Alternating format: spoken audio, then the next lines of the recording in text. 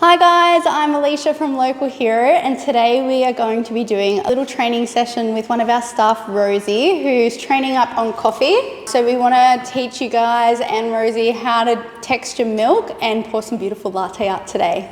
All right, so Rosie, this is a little bit different from our big commercial machine. The steam is going to be a lot slower because the pressure is so much lower.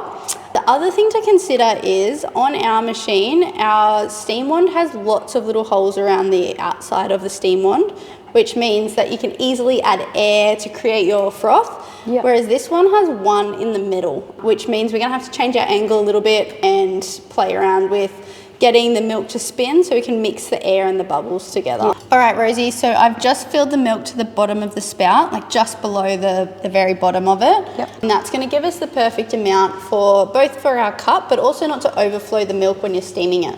Next thing we need to do is set up our steam wand in position. Okay, so essentially we want the steam wand to be a little bit more of on an angle for a home machine than we do for our other one, so that we can get some more air in there. Because that hole is right in the middle, you have to like have it on a big angle to get that. Yeah. The next thing with your position is you want it to be roughly halfway down and over to one side.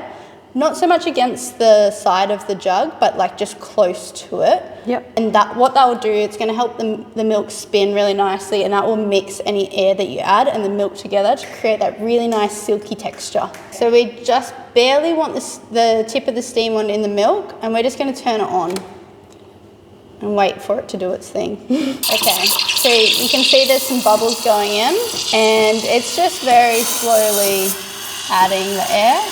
We just want to do that for a few seconds and then just put it ever so slightly under. Keep your angle so the milk's spinning. Now it's just getting past room temperature, so I'm just going to take my hand on and off. Leave it on there for about 3 seconds and take it off. When you can't hold your hand on there for 3 seconds anymore, when it's getting too hot, that's when you know you're done. All right, so you just want to quickly wipe down your steam wand and give it a purge so we know that there's no milk left in there.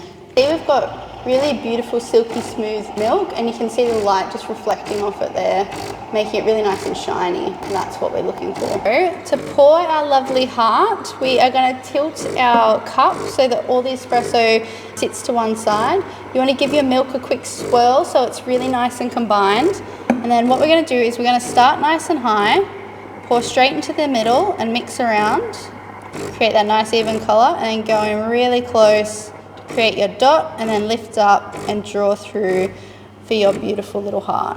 All right, Rosie, it's your turn. You're up. Cool. I'll get you steaming some milk now. Cool.